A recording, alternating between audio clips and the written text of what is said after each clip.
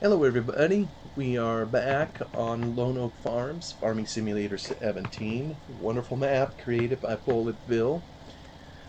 Looks like our guy is just about done windrowing the field up. I'm wondering if, well, he's still got a fair amount to do. We're doing okay on time, I really believe. He'll continue doing this. I just know we have a baler over there to turn loose at some point. Maybe I should go see him. And maybe what I'll do is I will have him at least move to another area of the field, and some of these bales are going to get a little bit in the way, but I don't know that it can entirely be helped now that we've started it. So we'll just do that, get it out of the way of our champion up top there, and hopefully keep him going also on what he's supposed to do. You know, I've been in the middle of talking about the grass seed cleaner, and maybe I'll wait to get over to the ad until our hero turns a corner and gets fully out of the way so we can finish that other part, and then I don't have to go back and forth as much or pay it as much attention. Although if some of you that have watched this the whole bitter way will recall, I think our windrower or something ended up way over here in the corner using courseplay. Haven't a clue how that happened, but it is what it is. Alright, let's stop him right there. We'll go back to other guy so we can be on him. And go back to our pictures of the cleaner. I'll show briefly the diagram again. We're standing right here with this picture I just opened, looking at the seed cleaner, which is sitting right here. That's kind of where we are in the building. And this may be, I'm trying to think, maybe the next one has, there we go. So these, what we're going to see in the close-up in the next one is kind of what some of these screens look like. This is one screen sitting here, but I think there are a couple of others. So it's somewhere back here in the bowels of the machine that we can't see at the moment is where the seed dropped into here, and it comes through here. And honestly, by the time it gets down here, you know, I don't think they were running today, so this wasn't moving or anything. Or if it was, I can't really tell. I know there are seeds in here, but a lot of times the seeds would get stuck kind of in certain areas. This is a band of wood, I think, that goes across the screen, holding it together, and another one up here. So there really isn't a place for the seed to go through right at that spot, so they tend to get stuck kind of on top. But what you'll see is in the screen, it's actually a two-layered screen, if I'm not mistaken, a top and a bottom layer. Or some maybe the you know what, the bottom layer is a grid. You can kind of see the bigger grid. It isn't a two layer. I was mistaken on that. The top is a screen, and then there's kind of something in there that holds these little balls, these little rubber balls in there. I think there's a handful of them in each compartment, and as this thing agitates back and forth, these balls are bouncing around and they're all over the place, hitting the top, hitting the bottom, and as seed comes through there, it's enough to help escort whatever seed is supposed to be falling through. It's enough to help get it to go through the crack. Now, I don't know if I have any pictures of how it was in the old days, and I don't even know if this is the most modern style. But in the old days, the screen sometimes was a piece of tin with holes punctured in it. That tended to be clear up on top for some of the big material to fall off over. And then when you got into legit screens in here, what they had were brushes. So as the screen is agitating this way, there was a brush on the screen that went back and forth to brush the underside of the screen. So kind of the same function as these balls that are bouncing up and down, hitting the screen, constantly knocking seed loose, helping it through. Well, in the old days, there was a brush that would pass through, just part of the mechanics and engineering of the machine that would kind of perform the same function. Now, there must be a reason they went to these balls versus brushes. I have no idea which is better. I do know it's less maintenance, with these balls. Occasionally, I mean, there'd be all kinds of additional mechanical equipment to run those brushes, and sometimes it would fail. And I remember a time or two of having to fix those in there so it could keep functioning. But this is what a screen looks like, and there are several others. They all have different opening sizes because each one is performing a different function for what you're trying to do here in cleaning the seed. It's kind of a blurry picture. I apologize. I'm kind of in the corner. Let me show you again on the diagram where I am. Here I'm standing kind of over here and I'm facing this way. And so I'm looking at a machine called a carder. It's kind of obstructed a little bit here. There's a bucket elevator in this spot. And I'm not sure which one this one holds. I kind of think this is the clean seed. But what you'll see in here is a row of discs. And I believe somehow the material gets into the bottom of this, and these discs are all turning. And I'll show a close-up picture at some point. Let me go check on our hero, make sure he's still working. He is. And he appears to be staying out of trouble, so that is good. But I'll show you a close-up picture of what some of these discs look like in a moment. But basically, they pick up little teeny tiny seeds, aka weeds, and they take them out of the seed, which I think is passing in the bottom. Could be mistaken on that, but I'm pretty sure the good seed is going through the bottom. It's got to pass through all these discs that are rotating into it, trying to pick it up. And these little pock marks on here are designed to not pick up grass seed, or they're not supposed to. It's only to pick up the small seeds and just to help clean it up one more little bit. And then by the time it gets to the bottom of this, I almost think, yeah, I'm not 100%. I think, is there two rows here? Does it go through both rows? Not entirely sure on that. So it may go through one, then another, kind of running the gamut, if you will. Gauntlet, rather. And then it pours out down here, probably comes up this elevator. That's probably a pipe over here that dumps it off into clean seed somewheres. Well, that's the big one. Yeah, maybe it goes up higher. There's chutes and pipe work everywhere for sure. Apologies, another blurry picture. This is looking back into the tunnel. That's an abysmal picture, but it shows at least a little. This is looking into probably the bin number 2. If we go back to here, it's probably looking into this door, and it shows kind of what we had back in the day. We would put, I think they were 1x8, 1x8s. So you would put boards in here and fill up the slats. And so it kind of left the door open so the seed would bunch in around it, but it wouldn't come out the door. So you could always see what was in there. And then as you started, you didn't want to put a door here, because if you opened a door, I mean, the seed would just come tumbling out into the hallway. It could be a mess. So when we would dig into a bin, we would start by pulling the bottom boards. So only a little bit would come out of the bottom, and it would trickle out as we started emptying the bin. And then as it got down further, we could remove more and more boards until we were able to push into the bin to get the seed out.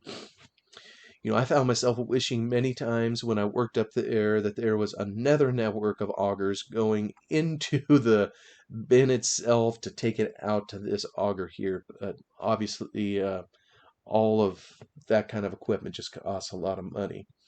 And takes a lot of time and effort to put in. That's a little clearer picture, kind of looking down the tunnel towards the end. Um, and just a reminder too, like I think if you go on this end to the side, it curls up around top.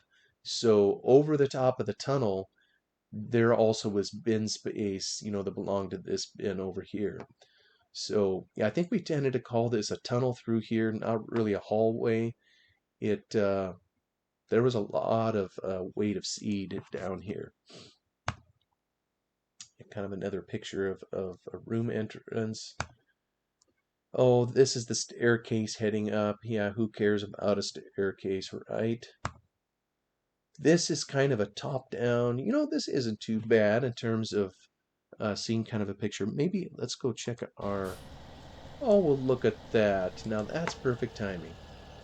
Showing up just as he gets done. So we're gonna go with that. Let's get our other fella going. We will take our guy back to the farm now that he's done his duty. But our baler is going to run into some difficulties too because, yeah, I don't know what you guys do, but occasionally, I guess when I think of it, sometimes I will start a course play in the middle of the field. So he takes care of all the back and forths first, and then I have him do the outer rounds last. There maybe even is a way to do that in the setup. I'd have to check it. There might be a way to do that. I mean, I'm pretty sure there is if you do ground tillage, in real life, when when the plow gets brought into the field or the cultivator, a lot of times you don't just start with the outer edge, the headlands. A lot of times you start in the middle of the field, you do some back and forth, and then you clean up your headlands at the end, so you don't end up overworking your headlands or causing trouble when you're trying to turn around and make your corners and all that. So the same might be true if we're trying to use course play on the baling stuff. We'll just zoom in. I'm going to take him in and park this real quick.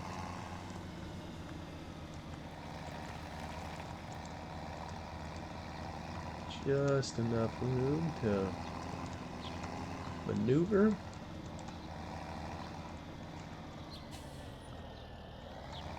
Love that quick camera where you can just turn yourself around and even works in cab. Next thing I'll probably have him do is, alright, there's my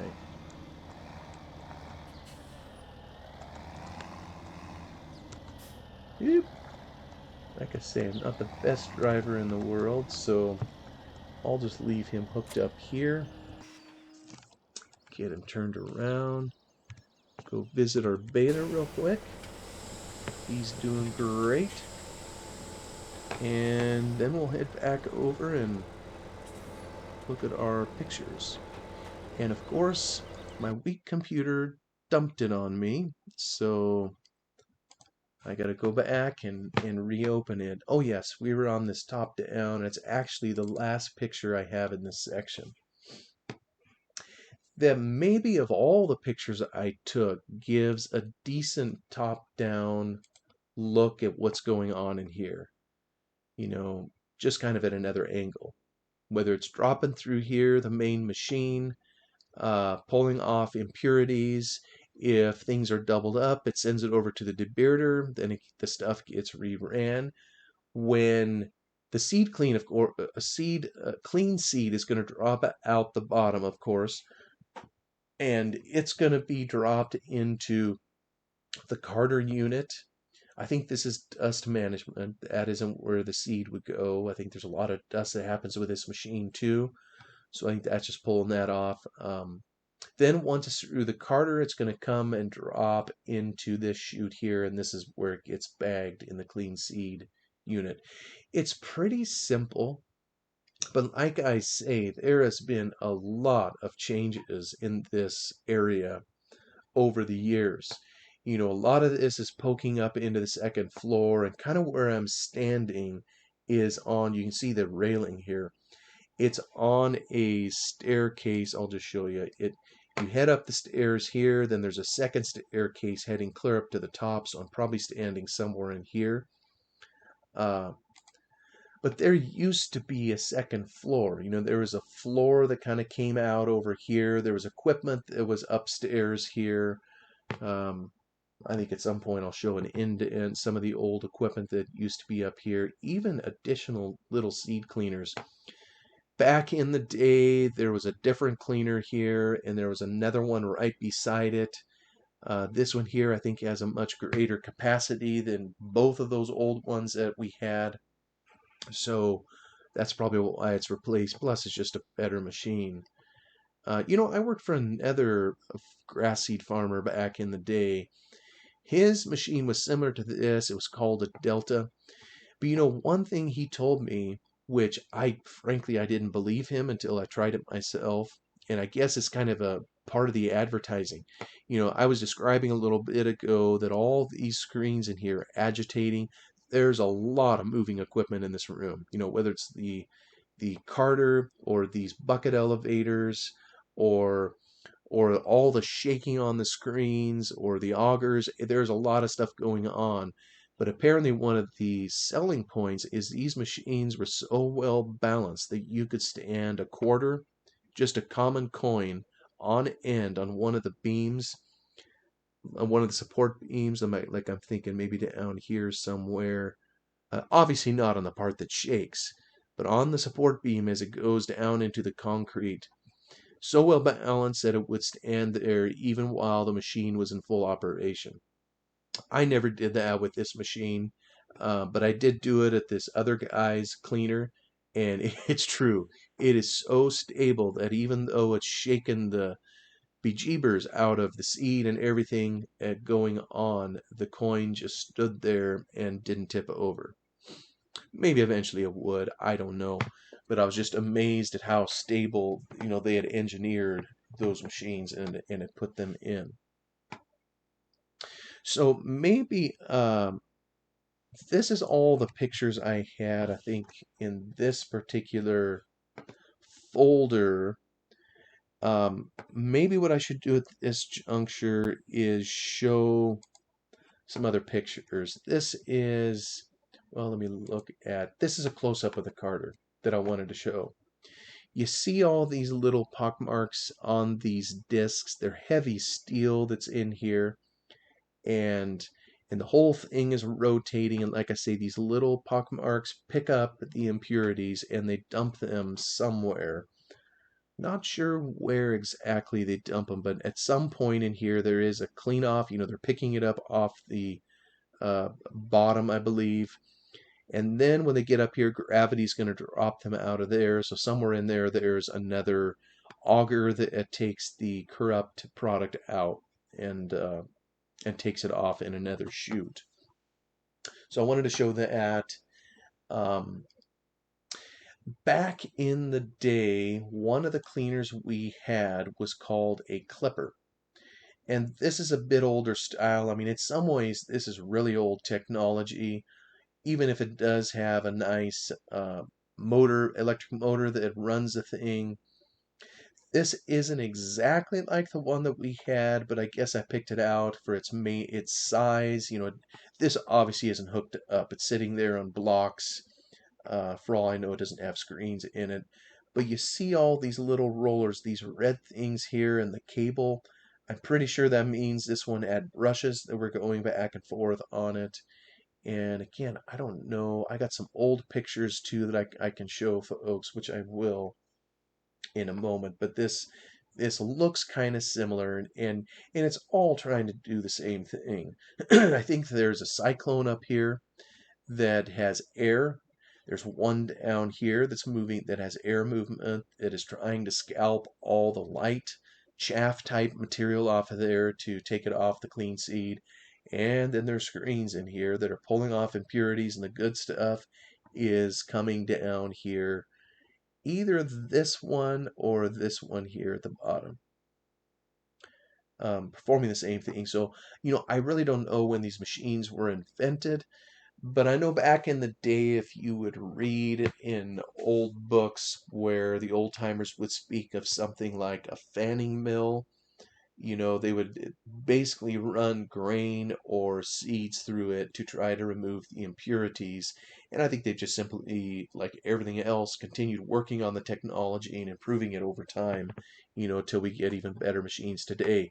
But I mean, these old machines, they still work. They worked for years and years and years faithfully on the farm as long as you kept them well maintained. And and obviously moving to something new is costly, but eventually they did. I don't know if they still have their clipper. It and there was another one even before this called a Crippen. I don't know, maybe it's something with words that start with C that you name them, just a name of the company that manufactured it. And I don't recall this one's a Super 29D. That must be its particular uh, make model, if you will. I don't remember what kind we had in there. I almost think there was an X or something in it, but I don't know that I have a square picture to be able to determine. Let me go check our baler.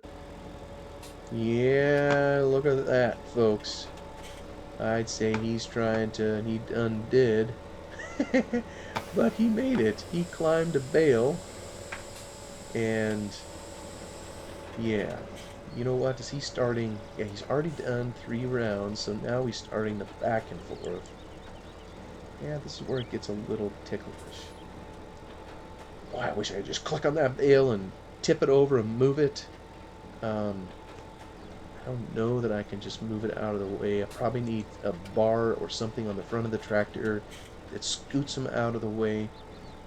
This one, he may just miss that. There we go. Good job, Horseplay. I'll praise you this once. Back to what we were looking at here. There's one other machine I wanted to show that we use back in the day. It's more kind of a representation. I maybe have a picture of it I'll show at some point here. This we always referred to as an indent. And you see kind of where this red arrow is. It's a big steel drum, and inside it has all these pock marks. Probably very similar to the pock marks that you see here, but I know my uncles prefer this Carter unit over the indent. So it must be that this does a more effective cleaning job for what they need than what this did. But basically what it would do is, again, seed would kind of go on the bottom and this drum would rotate and those little pock marks would pick up the corrupt stuff. And like you see kind of in the picture, as the drum rotated, it would dump it into the auger and the clean stuff came here and the dirty stuff came off over here. So similar principle to the Carter, just a different style. It's a big old drum. I think back in the day we had 4 of those drums working on the line. It's something you always had to measure your capacity, or well, I don't know if they ever formally measured it, but you had to keep up with this thing, or you had to slow it down because your indents were taking too long to cycle the material through. And sometimes these things would be very, very full, where it would be far up the sides and just full of material and working hard to pull off the impurities. So if I go back to here, oh, maybe I'll throw in a couple pictures here too. This maybe is from a different time era. You notice this is the office over here. That's maybe I'll show in our diagram. This is the office, and this is kind of at this angle looking at the bagger unit, which is sitting right over in this area. What we just saw on more current pictures is the bagger unit was sitting in here. Well, back in the day, for a time it was over here, and for a time it was way over here, but this picture is showing it there. Kind of right by the door. I wonder if they moved it out of there because, well, there's a lot of in and out with the office here, so maybe they wanted it out of the way. Don't know, haven't really asked them. Yeah, this is just a picture of the warehouse back in the day. seed stacked in there. Old picture, you can see the date on there. That's the same old white uh, forklift that we used back in the day, propane powered. It was a good little machine for what we used it for.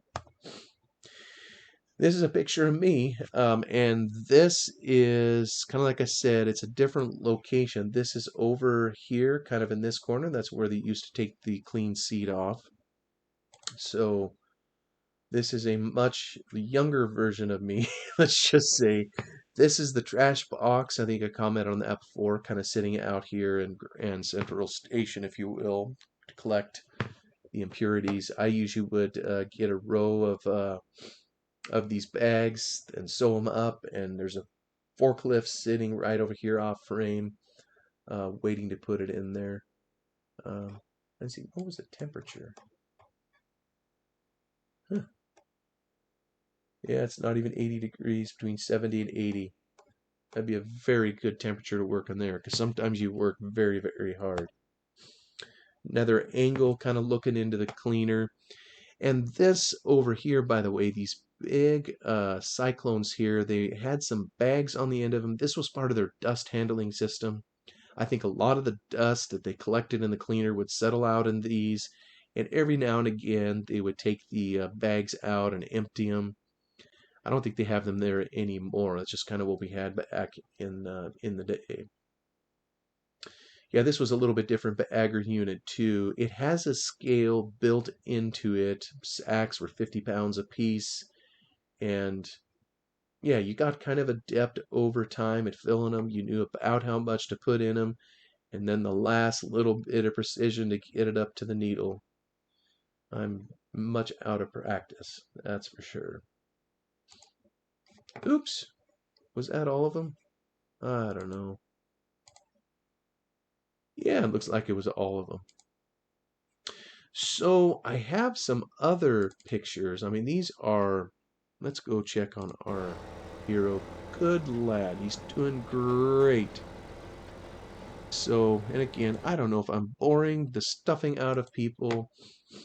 Some of these pictures we've already seen. It's just, I took these quite a while ago. This was an '03, so it was after the years I had worked on the farm. I worked there basically through college graduation, which happened in '96. So would have been summers prior to then that I worked here. But same old, same old. That's the floor auger bucket elevator down there. This is an older debearder that they had. Maybe you can see a little better. There's a hopper unit on here, and there's a shaft in here that has a hammer mill with all those knives. So that was taking care of the doubles back in the day. You can see this is upstairs, incidentally. There's a wooden hopper. Oh my goodness, these pictures must make no sense to people who have no concept of what the room is in there, no matter how good I try to describe it. They now have a metal hopper for the dirty seed feeding into the seed cleaning machines. Back in the day, they were wooden. Yeah, just kind of more the tin work in between the machines. This is a clipper machine now sitting over here. This one over here is a Crippen. So yeah, they tried to match those up so they could borrow the same chutes in places to put corruption. This now is the row of indents. I think there's a stack of 4 of them, and I don't think the seed passed through all 4 of them. This hopper up here, the seed coming down here, this is clean seed coming out of an elevator going into here that maybe has weeds in it, and this hopper splits it 4 ways so the drums can kind of handle all of the seed coming off it. And these bigger things here, this is all dust handling equipment. It's attached to a fan down there that is sucking air out of the building and sucking the dust along with it, taking it to the outside where the operator doesn't have to breathe it. No, that's just a picture of one of the field cultivators it had sitting in there. This is the old Crippen. You can tell it's older style. You can tell just by the hand cranks that are on here.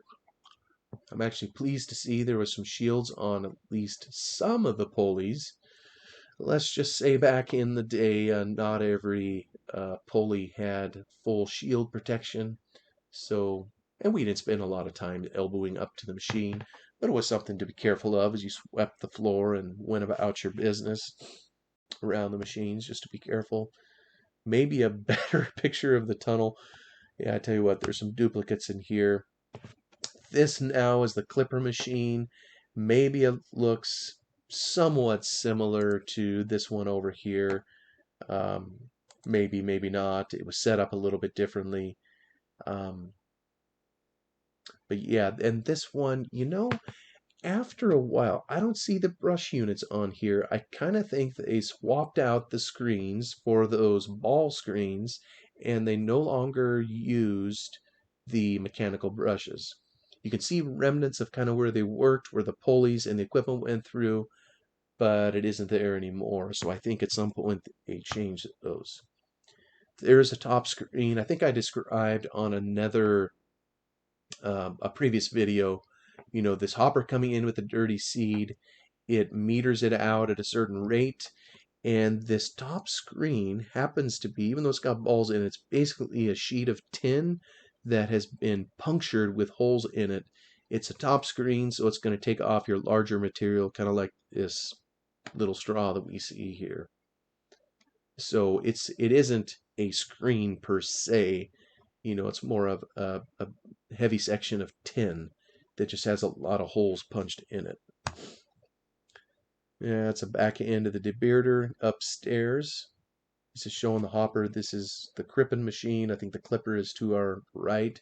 This is where they had more of a second floor, and so they built some of this other machinery kind of in there, pinched it in wherever they could find space and could get chutes to it. That's kind of another view of the clipper. I mentioned, I don't know, it looks like that's a 2. I think that's an X. I just don't know what the number is on it as to what style it was.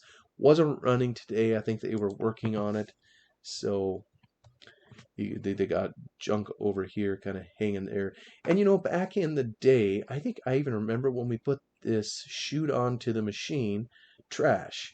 This was a bag. There would be a bag down here that we had to manually take, and we would dump it in a box or dump it somewhere. And there was bags all around both machines and just a ton of manual labor of additional things. Well, those days are gone. Now I think this same piece of tin, it doesn't drop into this anymore. It continues on into the box. The reason it was left here is because when you move the box and you leave the machine running, you still have material coming out. So it still was left to drop into whatever was down here. And of course, when you move this box back in, you could empty it out and continue on. Yeah, it's another angle at, oh, they got the carder in there. Maybe at this time they were experimenting between the indents and the carder. Maybe they ran it through both. Don't really know what they were doing at this time. It appears the carder unit sat upstairs. So there was a floor in here, kind of like I was describing earlier. It appears now the floor has been taken out. Just made lots and lots of modification to this place kind of over the years. Another look at the debearder. Hopper, kind of just from another angle, looking in. Yeah, this is on the second floor. I'm standing on a catwalk taking a picture. This is the indent unit. This is the hopper that splits the clean seed in 4 directions so that it goes into one of the indents down there. So I don't know if this is of interest to anybody. I really like processing type equipment. Probably shows and it's of interest to me. It just fascinates me that not only is there farming activity, there's type of manufacturing, processing, if you will, that happens on the farm, and many farms like it. So I see we're at the end of our half hour and then some, so I'm going to terminate the video there. Thank you so much for coming along. I don't know, like I say, if I'm boring everybody to tears. For me, I'm just walking down memory lane and remembering a lot of things that we did back on the farm back in the day. So wish you all a wonderful day, whatever you're doing, and I will see you on the next one. Goodbye for now.